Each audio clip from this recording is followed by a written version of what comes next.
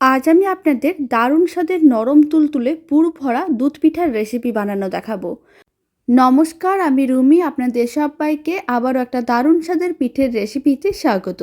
শেষ পর্যন্ত দেখার জন্য আপনাদের কাছে অনুরোধ রইল। আশা করি আপনারাও খুব সহজে বানিয়ে নিতে পারবেন। প্রথমে একটা কড়াইতে দিয়ে দিচ্ছি মেজারিং কাপের 1 কাপ জল।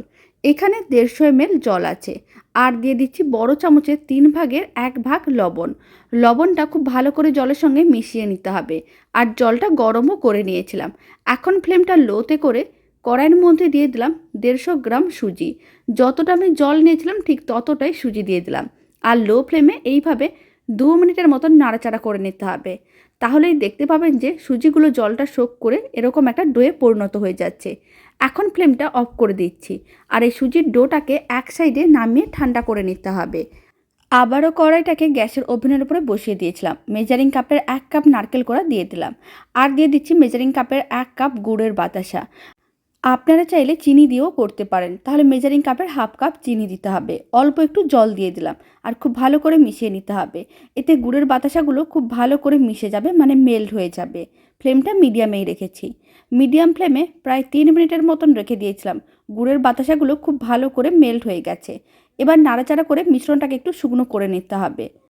প্রায় 2 থেকে 3 মিনিট এইভাবে নাড়াচাড়া করে নিয়েছিলাম। আপনারা দেখুন মিশ্রণটা বেশ শুকনো হয়ে গেছে। আর নারকেলের পুরটাও রেডি হয়ে গেছে। এখন ফ্লেমটা অফ করে নারকেলের পুরটাকেও এক সাইডে রেখে দিতে হবে। আর এদিকে যে সুজির ডোটা রেডি করে রেখেছিলাম সেটাও হালকা ঠান্ডা হয়ে গেছে। হালকা গরম আছে। এই অবস্থায় খুব ভালো করে মেখে একটা ডো বানিয়ে নিতে হবে। ডোটা মেখে নিয়েছিলাম। এবার মিডিয়াম সাইজের লেচি কেটে নেব। আর লেচিগুলোকে খুব বেশি বড় বা ছোট করে বানাচ্ছি না। আপনারা চাইলে বড় বা ছোট করেও বানাতে পারেন। এরকমই মিডিয়াম সাইজের লেচিগুলো কেটে নিয়েছিলাম।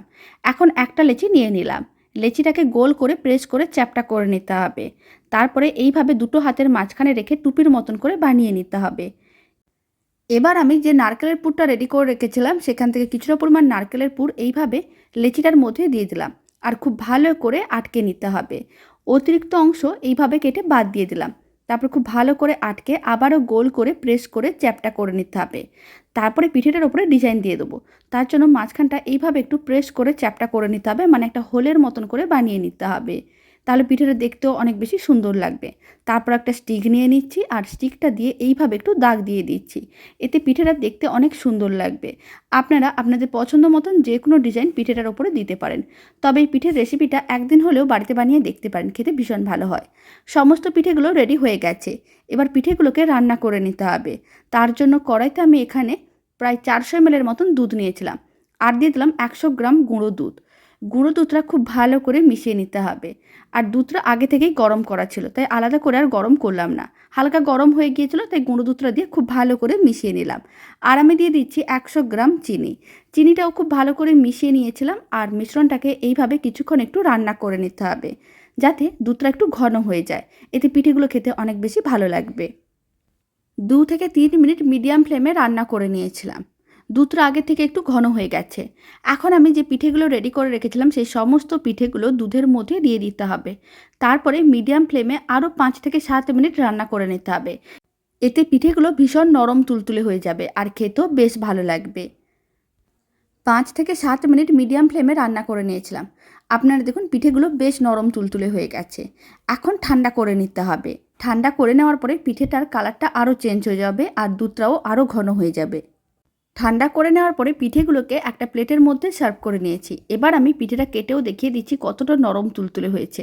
বাড়িতে এই পিঠের রেসিপিটা বানালে কমেন্ট বক্সে জানাতে একেবারেই ভুলবেন না খেয়ে আপনাদের কেমন লাগলো। আর এই রেসিপিটা ভালো লেগে থাকলে আপনারা যদি ফেসবুক থেকে রেসিপিটা দেখছেন তাহলে পেজটিকে ফলো করে নেওয়ার অনুরোধ রইল। আর ইউটিউব থেকে দেখলে চ্যানেলটি সাবস্ক্রাইব করে নেওয়ার অনুরোধ রইল। পাশে থাকা বেল আইকনটি প্রেস করে নেবেন নতুন রেসিপির আপডেট সবার আগে পাওয়ার জন্য। তো চলুন ভিডিওটা আমি এখানেই শেষ করছি। আপনারা সবাই ভালো থাকবেন, সুস্থ থাকবেন। আপনাদের সঙ্গে আবার নতুন রেসিপি নিয়ে দেখা হচ্ছে।